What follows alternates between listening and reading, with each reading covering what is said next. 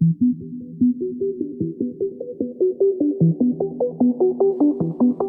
के top gainers को identify करना और उनका मूव कैप्चर करना हर एक ट्रेडर चाहता है, लेकिन उसको सक्सेसफुली आइडेंटिफाई कैसे करना है ये बहुत कम लोगों को पता होता है। तो उसी तरीके के बारे में हम इस वीडियो में डिस्कस करेंगे आज कि निफ्टी 50 के जो टॉप गेनर्स होते हैं, हर दिन जो हम देखते हैं कि बहुत 5-5, 7-7% का मूव आता है, कैसे आता है, किन स्टॉक्स में आता है और इन स्टॉक्स को आइडेंटिफाई कैसे करना है, उसके बारे में हम आज इस वीडियो में बात करने वाले हैं। The method we would be using to identify the top gainers is sentiment analysis. Sentiment analysis क्या होता है, पहले ब्रीफली उसको डिस्कस करते हैं। निफ्टी 50 जो होता है हमारा, वो 50 स्टॉक से बनता है। इंडियन मार्केट के जो 50 स्टॉक्स होते हैं उनके एवरेज से, 50 स्टॉक्स के एवरेज से हमारा निफ्टी 50 बनता है। तो ऑब्वियसली उन 50 के 50 स्टॉक सिमिलरली लीनियर तो मूव करेंगे नहीं, सबके सब एक साथ एक ही डायरेक्शन में मूव कर रहे हैं। कुछ अच्छा करते हैं जिनको हम आउट परफॉर्मिंग स्टॉक्स बोलते हैं, कुछ बहुत बुरा करते हैं जिनको हम अंडर परफॉर्मिंग बोलते हैं। मतलब कि अगर निफ्टी 50 हमारा ऊपर जा रहा है तो कुछ स्टॉक्स तो इसके साथ ऊपर जा रहे होंगे, उल्टा ज्यादा ही ऊपर जा रहे होंगे निफ्टी के कंपैरिजन में, और कुछ साइडवेज होंगे, कुछ डाउन ट्रेंड में भी होंगे। ये हमारे अंडर परफॉर्मिंग स्टॉक्स हो गए, ये हमारे आउट परफॉर्मिंग स्टॉक्स हो गए। इन्हीं आउट परफॉर्मिंग स्टॉक्स में हमारे जो टॉप गेनर्स होते हैं वो निकल के आते हैं। तो इनको सक्सेसफुली आइडेंटिफाई कैसे करना है, ये इसके बारे में हम आज की वीडियो में बात करेंगे। तो फिर आउट परफॉर्मिंग स्टॉक्स को के बारे में बात करने से पहले हम लोग एक बेसिक सी चीज समझ लेते हैं। कभी भी मार्केट एक स्ट्रेट लाइन में मूव नहीं करता है, मार्केट हमेशा वेव्स के फॉर्म में मूव करता है। अगर उसको ऊपर जाना होता है तो वो हायर हाइज बनाता हुआ और लोअर लोज बनाता हुआ ऊपर जाता है, और अगर उसको नीचे जाना होता है तो सिमिलरली वो लोअर लोज बनाता हुआ जाता है, लेकिन हमेशा जाता वेव के फॉर्म में ही है। ऐसे हमेशा कभी भी गिरना होगा तो ऐसे सीधा यूं ही नहीं गिर जाएगा, गिरेगा, थोड़ा सा करेक्ट करेगा, ऊपर आएगा, फिर गिरेगा। सिमिलरली अगर ऊपर जाना होगा तो बढ़ेगा, थोड़ा सा करेक्ट करेगा, फिर ऊपर जाएगा। कभी भी सीधा ऊपर नहीं जाता। ये एक बहुत बेसिक सी चीज है, सबको पता होगी, लेकिन ये चीज पहले क्लियर करना और समझना ज्यादा जरूरी है। आउट परफॉर्मिंग और अंडर परफॉर्मिंग स्टॉक्स, हम इन्हीं वेव्स जो आती है, इन्हीं वेव्स के थ्रू हम आइडेंटिफाई कर सकते हैं कौन सा स्टॉक आउट परफॉर्म कर रहा है मार्केट को, निफ्टी 50 को। जो 50 स्टॉक निफ्टी 50 बनाता है, उन 50 में से कुछ स्टॉक निफ्टी 50 से ज्यादा अच्छा परफॉर्म कर रहे होते हैं, जिसमें से टॉप गेनर्स हमारे निकल के आते हैं। तो उनको आइडेंटिफाई हम इन्हीं वेव्स के थ्रू, इन यही वेव्स हमारी जो है हेल्प करेंगी उनको आइडेंटिफाई करने के लिए। इसलिए ये एक बेसिक कॉन्सेप्ट है जो मैंने पहले क्लियर कर दिया। अब हम आउट परफॉर्मिंग और अंडर परफॉर्मिंग क्या होता है और स्टॉक्स कैसे उसमें बिहेव करते हैं उसको समझते हैं। तो एक तरफ हम आउट परफॉर्मिंग स्टॉक समझ लेते हैं, एक तरफ हम अंडर परफॉर्मिंग स्टॉक समझ लेते हैं। जो हमारे आउट परफॉर्मिंग स्टॉक्स होते हैं, लेट से हमारा निफ्टी 50 जो है वो एक डाउन ट्रेंड में या एक साइडवेज ट्रेंड में चल रहा है। वहीं पर हमारा कोई स्टॉक होगा, लेट से स्टॉक एक्स। हमारा स्टॉक एक्स जो होगा वो मार्केट के कंपैरिजन में, वो जो लोअर लोज बना रहा था मार्केट, उसका एक्यूमुलेशन फेज चल रहा होगा। वो या तो साइडवेज होगा या थोड़े थोड़े हायर हाइज बना रहा होगा। जब मार्केट गिर रहा था तब वो हायर हाइज बना रहा था। इसको अभी हम प्रैक्टिकली चार्ट्स में भी समझेंगे कैसे, मैं एक लाइव एग्जांपल दिखाऊंगा। तो जब मार्केट गिर रहा था, लोअर लोज बना रहा था, तब वो हायर हाइज बना रहा था या फिर साइडवेज था। इसका मतलब एक्यूमुलेशन फेज चल रहा है स्टॉक एक्स में, तो वो आउट परफॉर्म कर रहा है मार्केट को। अब अगर फ्यूचर में ट्रेंड चेंज होता है निफ्टी 50 का और ये हायर हाइज बना के मार्केट ऊपर जाने लगता है, तो जो हमारा स्टॉक एक्स होगा वो और ज्यादा तेजी से परसेंटेज वाइज निफ्टी 50 को बीट करेगा। और यही आगे जाके फिर किसी दिन आप इसको टॉप गेनर्स में भी देख सकते हो, या फिर इसके इन जनरल जो रिटर्न होते हैं बहुत अच्छे निकल के आते हैं। तो अगर हम स्विंग ट्रेडिंग की बात करें, जो हम कुछ दिनों से कुछ महीनों के लिए हम स्टॉक्स को होल्ड करते हैं, तो उनको आइडेंटिफाई करना और उनको ट्रेड करना, स्विंग ट्रेड करना एक बहुत ही आसान तरीका है। इस तरीके से हम आउट परफॉर्मिंग स्टॉक्स को, जो कि टॉप गेनर्स निकलते हैं फ्यूचर में, उनको हम आइडेंटिफाई कर सकते हैं। और अब अगर दूसरी तरफ अंडर परफॉर्मिंग स्टॉक्स की बात कर ली जाए तो वो इसका एकदम ऑपोजिट होता है। लेट से ये हमारा निफ्टी 50 है जो कि एक अप ट्रेंड में चल रहा था, जैसे फिलहाल के दिनों में चल ही रहा है। और वहीं पर हमारा कोई स्टॉक वाई है जो कि लेट से कि वो हायर हाइस कर रहा है, साइडवेज जा रहा है, फिर हल्का सा हाई तोड़ दिया, लो तोड़ दिया, एक जनरली एक साइडवेज फॉर्म में। जब हमारा मार्केट ऊपर जा रहा था तब वो स्टॉक साइडवेज था, इसका मतलब वो अंडर परफॉर्म कर रहा है। जब मार्केट बढ़ रहा था तब वो स्टॉक नहीं बढ़ा। अब अगर फ्यूचर में ये मार्केट निफ्टी 50 गिरता है तो वो जो हमारा निफ्टी का स्टॉक होगा वो ज्यादा तेजी से क्रैश करेगा।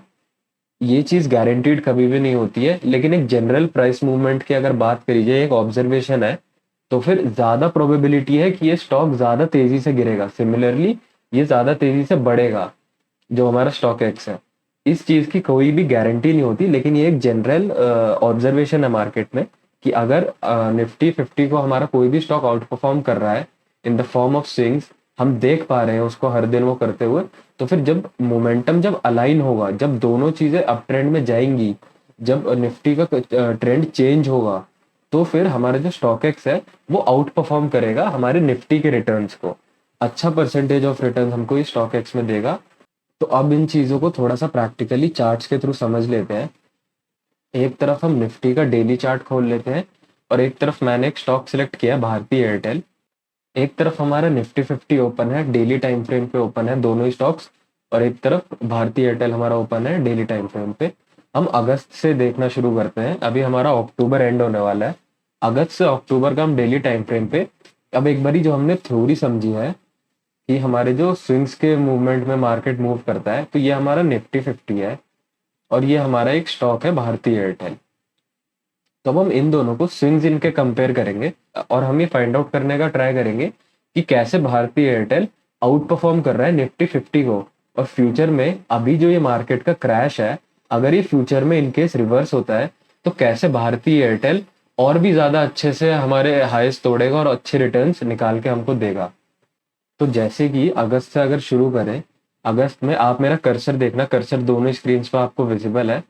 यहाँ से हमारा ये निफ्टी 50 चलना शुरू हुआ, एक अप ट्रेंड में था, दोनों ही बहुत अच्छे से अप ट्रेंड में चल रहे हैं। लाइक अभी पहला स्विंग है तो दोनों अच्छे से अप ट्रेंड में चले।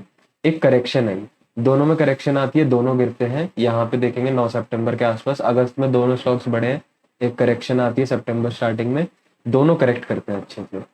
फिर से क्योंकि अप ट्रेंड चल रहा है तो फिर से कंटिन्यूएशन आती है करेक्शन के बाद, और निफ्टी 50 और स्टॉक दोनों हमारे ऊपर बढ़ना शुरू करते हैं। आप यहाँ पर देखेंगे 12 सितंबर को दोनों ही स्टॉक्स बढ़ते हैं, लेकिन उसके बाद कुछ एक हफ्ते के लिए आप ये देख सकते हैं, मैं कर्सर मूव कर रहा हूँ दोनों स्टॉक्स में, हमारा निफ्टी 50 एक हफ्ते के लिए साइडवेज हो गया था, या इसको आप बोल सकते हैं एक्यूमुलेशन फेज चल रहा था before further continuation on the upside.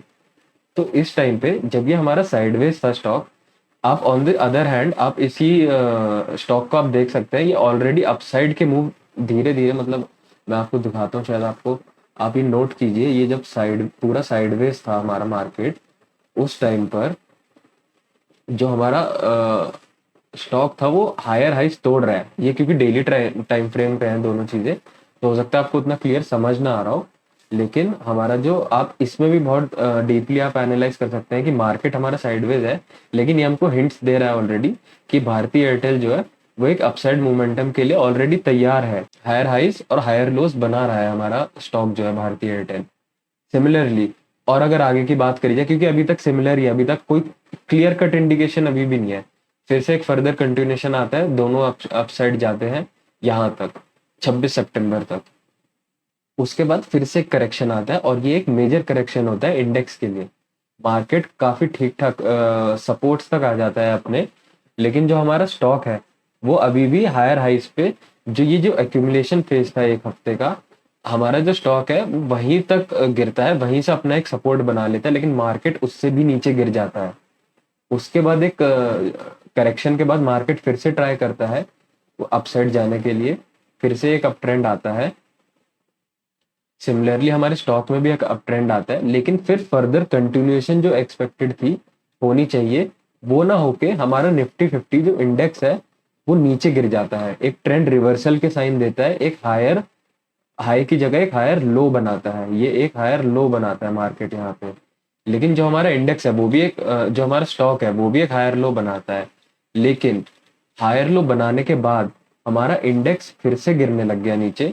लेकिन ऑन दी अदर साइड हमारा जो भारतीय एयरटेल जो स्टॉक है वो उसने अभी तक अपने लोस को नहीं तोड़ा है, वो अभी भी हायर हाई पे ही है। अगर यहाँ से ये कंटिन्यूएशन करता है मार्केट अपसाइड की, तो एक जनरल ऑब्जर्वेशन है या ये एक्सपेक्टेड है कि ये जो हमारा स्टॉक होगा वो आउट परफॉर्म करेगा निफ्टी को। जब निफ्टी अपने ये वाले हाइस तोड़ रहा होगा तब पोटेंशियली अपना ऑल टाइम हाई तोड़ देगा भारती एयरटेल जो हमारा स्टॉक है।